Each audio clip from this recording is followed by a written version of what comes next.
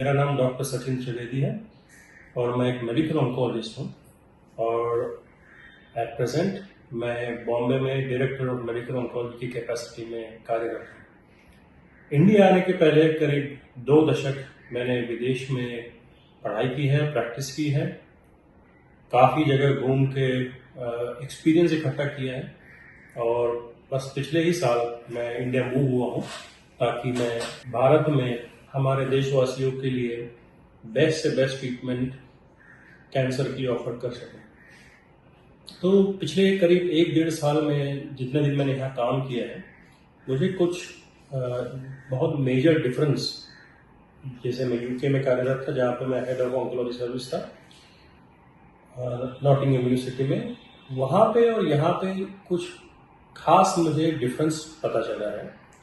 तो ये देखिए कि नॉर्मली अगर मैं वहाँ पे करीब 100 पेशेंट एक दिन में देखता हूँ किसी क्लिनिक में, तो 100 में से करीब 75 यानी कि 75% ऑफ माई पेशेंट्स जो होते थे वो अर्ली कैंसर के साथ में आते थे, जबकि भारत में ये बिल्कुल विपरीत है। मतलब मेरे यहाँ पे आज मेरे प्रैक्टिस में या हॉस्पिटल में अगर मैं 100 पेशेंट देख रहा हूँ तो 100 में से 75 पेशेंट मेरे एडवांस कैंसर के साथ में आते हैं। अब देखिए ये बहुत ज़रूरी है आपको जानना कि एडवांस कैंसर और अर्ली कैंसर में डिफरेंस क्या होता है। तो अर्ली कैंसर वो होता है जिसका साइज छोटा है, जो एक जगह से दूसरी जगह पे फैला नहीं, और एडवांस कैंसर वो होता है जो कि या तो साइज में बड़ा है या वो फैल चुका है। तो ये जो नॉर्मली देखिए हम सबके मन में स्वाभाविक है, कैंसर से सबको डर लगता है, बट सबसे कॉमन जो सवाल लोग पूछते हैं कि डॉक्टर क्या हम कैंसर को क्योर कर सकते हैं, और मैं उसका जवाब देना चाहता हूँ कि जी हाँ, हम कैंसर को क्योर कर सकते हैं, लेकिन उसके लिए कुछ conditions must be met. Okay, मतलब कुछ there are certain condition that must be fulfilled if we can be sure to cure cancer.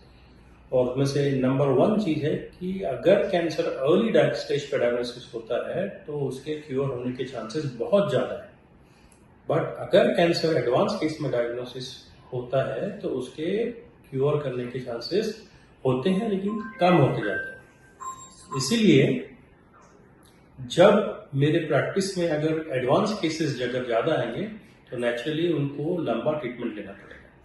और मैं और मेरे दोस्त और मेरे कलीग्स हम लोग काफ़ी डिस्कशन करते हैं कि ऐसा यहाँ पे हमारे देश में इतना डिफरेंस क्यों है, और वो डिफरेंस जो अंतर है बाहर में और यहाँ पर, वो मुझे लगता है वो इसलिए है कि हमारे यहाँ पे अर्ली डायग्नोसिस के लिए जो स्क्रीनिंग होना चाहिए, स्क्रीनिंग मतलब कि आपको अगर अभी सिम्टम नहीं भी है तो आपने जाके कैंसर स्पेसिफिक कुछ इन्वेस्टिगेशन या टेस्ट कराए हैं तो कैंसर जल्दी पकड़ में आ सकता है। अब स्क्रीनिंग का एक उदाहरण आप ले लीजिए। स्क्रीनिंग का सबसे बड़ा एक उदाहरण है मैमोग्राम, जो कि ब्रेस्ट कैंसर के अर्ली डायग्नोसिस में बहुत बहुत इफेक्टिव है।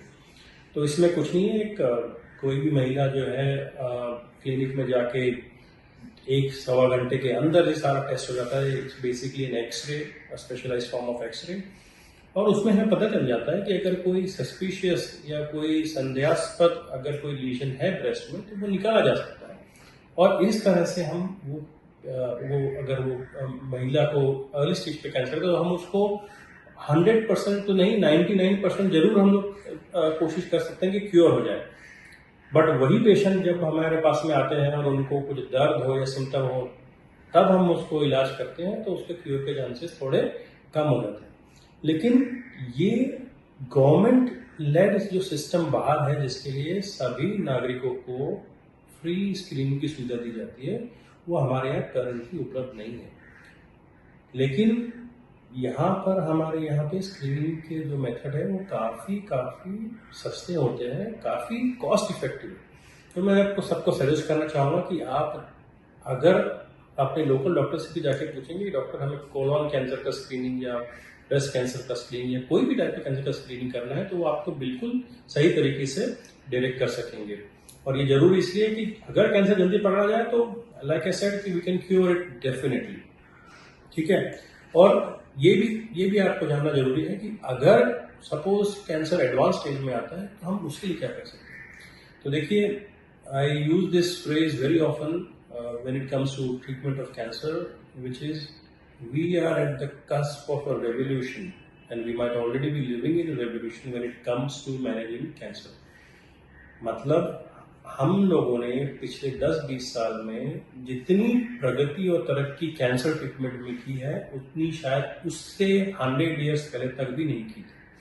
आज हमारे पास में next generation of molecular targeted precision oncology medicine, मतलब वो दवाइयाँ जो आपके डीएनए के कैंसर के डीएनए के अणु को पता करके उसको प्रिसाइजली टारगेट कर सकती है, ऐसी दवाइयाँ हमारे पास उपलब्ध है।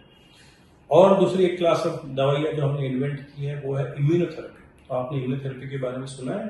ये बहुत ही सोफिस्टिकेटेड और लेटेस्ट एक तकनीक है जिससे हम दवाइयाँ जो यूज करते हैं वो कैंसर के अगेंस्ट में शरीर की प्रतिरोधक जो सेल्स होती हैं उनको एक्टिवेट करती है। मतलब अगर हमने किसी को इम्यूनोथेरेपी दी तो हमारा शरीर का इम्यून सिस्टम एक्टिवेट होके उस कैंसर को खत्म करने की कोशिश करता है। This has been very effective in majority of cancer types. तो इसके अलावा साइबर नाइफ है, रेडियो सर्जरी, जैसे बहुत सी टेक्निक, न्यूक्लियर मेडिसिन टेक्निक्स है जो बहुत सारी हम लोगों ने इन्वेंट की, ईजाद की है, जिससे आज हम पेशेंट्स को बहुत बहुत ज़्यादा एडवांटेजेस ट्रीटमेंट दे सकते हैं। तो अगर आपको एडवांस कैंसर भी तो घबराने की जरूरत नहीं है, आप सही जगह पे सही ऑन्कोलॉजिस्ट से मिलिए।